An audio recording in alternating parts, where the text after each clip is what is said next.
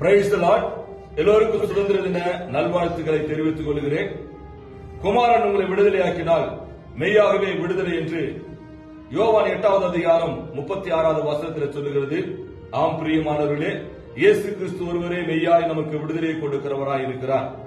மத்தேயு 1வது அதிகாரம் 21வது வசனத்தில் நாம் வாசிக்கும் போது, அவருக்கு இயேசு என்று பெயரிடுவார்களாக. இயேசு என்று சொன்னால் உங்களை பாவத்திலிருந்து ரட்சிக்கிறவர் அல்லது விடுவிக்கிறவர் என்ற அர்த்தம் என்று பார்க்கிறோம். இயேசு கிறிஸ்து மெய்யாகவே நமக்கு விடுதலையை கொடுக்கிறவர்.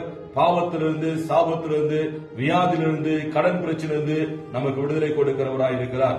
யோவான் 8வது அதிகாரம் 32வது வசனத்தில் வாசிக்கும் போது, சத்தியத்தை அறியுங்கள், சத்தியம் உங்களை விடுதலையாக்கும் என்று பார்க்கிறோம். இயேசு கிறிஸ்து பேசுற எல்லா வார்த்தைகளும் சத்தியமா இருக்கிறது.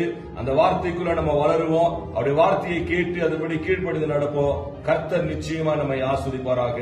ஆமென்.